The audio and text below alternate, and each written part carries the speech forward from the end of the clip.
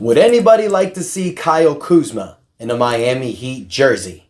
Also, the Miami Heat do business last night against the Brooklyn Nets, and we go over some buyout candidates. What's up, you guys? Your boy Ernest here, back with another Miami Heat Talk video. Hope everybody's having a beautiful day so far. Before we get started, don't forget to smash the like button, click that subscribe button as well. Would really help your boy out. Now, last night's game was incredible, you guys. For those of you that haven't seen it, I don't know what the hell is going on. Check those highlights out because this game was incredible.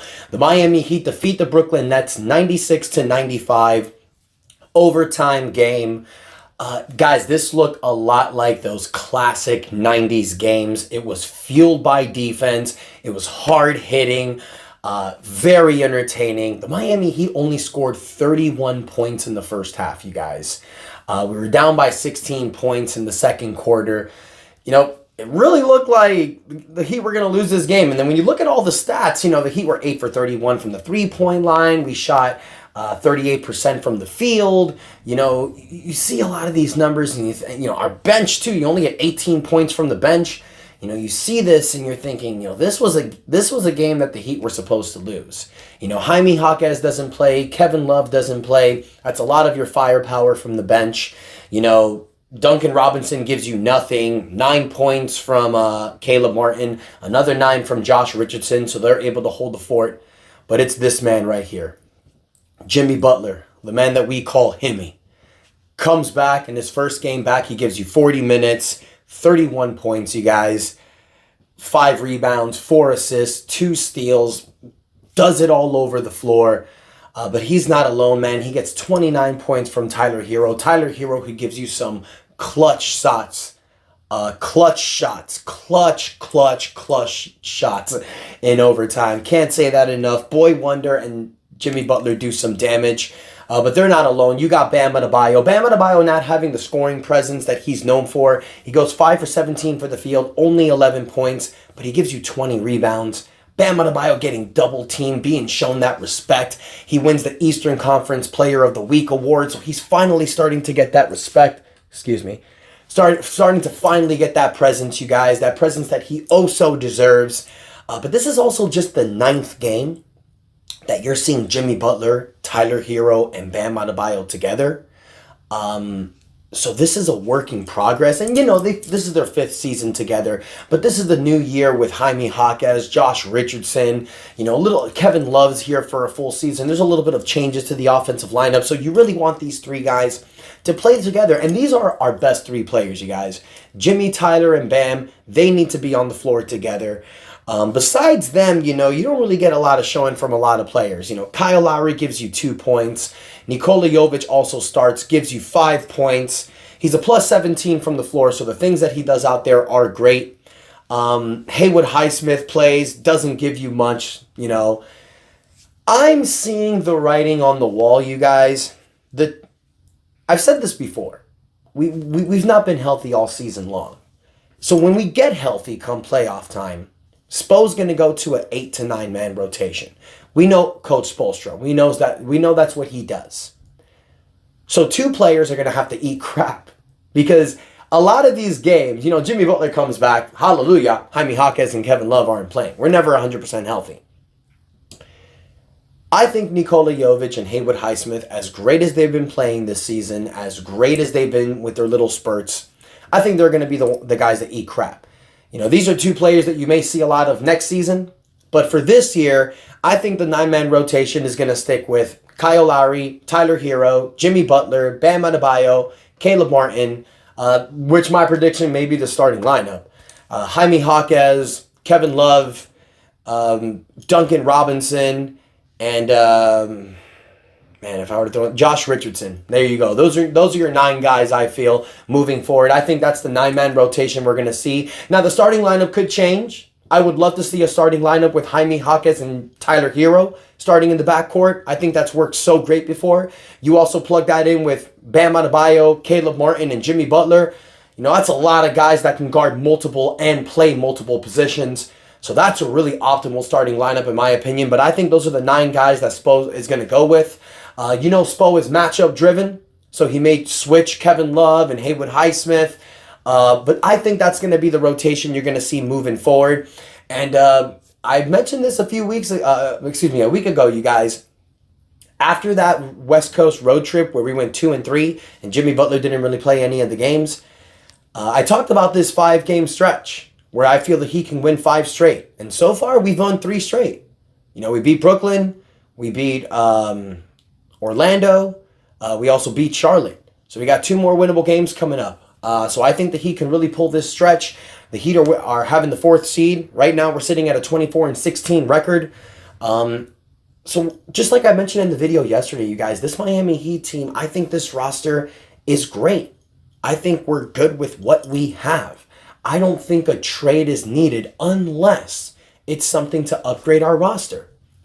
Now, I was thinking about what video to cut today, you guys. You know, when I usually do a recap video of games, I like to follow it up with something that's going on out there, maybe an idea I have. After the video I posted yesterday, I talked about how this Heat roster can really make upgrades in the buyout market. And I wanted to cut a video today about possible buyout players. But these players that I've been making lists about, these are players I've talked about in the past and I've done individual videos for. And I've also talked about them not only as potential trade candidates, but buyout candidates as well. 3 players specifically: PJ Tucker, Gordon Hayward, and Kelly Olynyk. Now, of those 3 players, Kelly Olynyk is the most least likely player to get bought out, most likely traded. But if he's not traded, being the fact that he's with the final year of his contract, it's possible that Utah could buy him out so he can go somewhere else. Now, that's unlikely. I think Kelly Olynyk really likes his situation. I think the only way Kelly Olynyk gets moved is via trade. But there's a few other players that have come up. You know, you got guys like Robert Covington, his situation with the Clippers. Maybe even Nicholas Batum or Marcus Morris. If one of those guys get bought out, those guys play the power forward position, you can slide them in with Bam Adebayo. I don't really think none of them really makes an upgrade to our roster. There's also guys that play positions that we kind of have holes at. Patty Mills in Atlanta. That situation, he's playing under 10 minutes a game. He's 35 years old. He can get bought out. You bring Patty over here to the Heat. He can give you 10 to 15 minutes. He can give you 10 to 15 minutes, and he probably can be productive here as a backup point guard. Maybe. Another name from the Washington Wizards, Danilo Gallinari. Danilo Gallinari is a guy that we've talked about in the past in a Miami Heat roster. Now, he's suffered recent injuries. He's in his mid-30s. But he gives the Miami Heat what they need. A presence at the power forward position. Somebody who can hit threes. But guys, I honestly feel like we have that in Nikola Jovic. Why would you bring Danilo Gallinari here, who doesn't have the chemistry with this team that Nikola Jovic does? So really, we're going to have to wait to talk about potential buyout players, because right now the most beautiful buyout piece that there is right now is Gordon Hayward. Gordon Hayward is in a bad situation in Charlotte, averaging 15 points a game. If Gordon Hayward gets bought out, he's going to be the prettiest girl in the dance. All of the contenders are going to line up trying to get Gordon Hayward. I won't be surprised if Boston is the front runner, because it's Boston. He was there before. He has a relationship with Brad Stevens. Boston's bench is trash, so they can really use a guy like Gordon Hayward. That's why I feel that if Gordon Hayward becomes available, the Heat should try to snatch him up. Not just because he can help us. You can plug him in the starting forward position next to Jimmy Butler and Bam Adebayo. The dude can score on his own. He would be a benefit here in the Heat roster. But it's also the fact, don't let him go to Boston. Sometimes when you make trades and you sign buyout players, it's not just to help your roster, it's to also not let that guy go to another team like Boston, like Philly, like Milwaukee, to just make their team better. Now, the Heat's not really like that. If you want to go somewhere, we don't care. You're going to go somewhere and we'll still beat you. I'm just saying, if the opportunity presents itself and Gordon Hayward's available in the buyout market, why not will we entertain that idea? The dude's a bucket getter. But that's neither here nor there, because we really don't know what's going to happen at this point. Now, I'm making these videos. I'm trying to come up with different topics for you guys. And as I'm doing that, I get a report. It was reported today by Sam Vecenie. Sam Vecenie is an NBA beat writer. He's one of the senior writers from The Atlantic, a very credible source. He reported today that the Washington Wizards are basically looking to become sellers in the NBA trade market. One name that popped up today was Kyle Kuzma from the Washington Wizards. 1 second, you guys. Just pulling up his info here. Anyways, we know Kyle Kuzma. He's been in the NBA for 7 seasons already. Won an NBA championship with the Los Angeles Lakers in 2020 against us.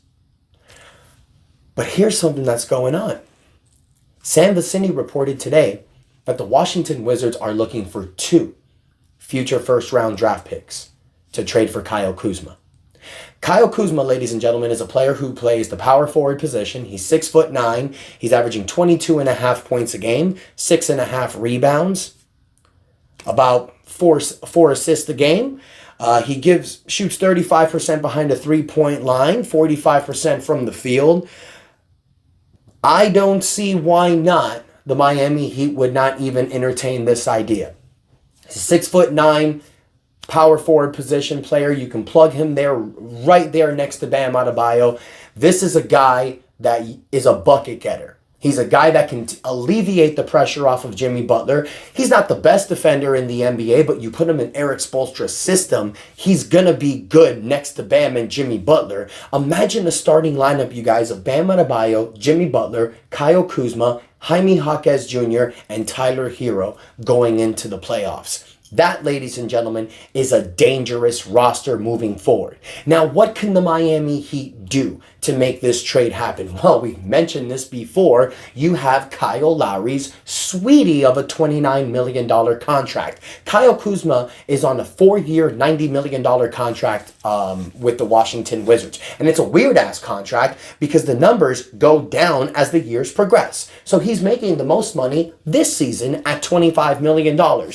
Bam! There's your numbers. And what do you do when you're as the Miami Heat? You give them Kyle Lowry because if you trade the Washington Wizards Kyle Lowry, who are looking to become sellers in the market, you don't know what they're going to do with Jordan Poole. That situation is trash over there. They're fighting for their future. And what's a great thing when you're fighting for the future? And I've said this so many times in the past. If you're able to provide a team, a young asset, an expiring contract that they can either trade again or buy out or keep, why not?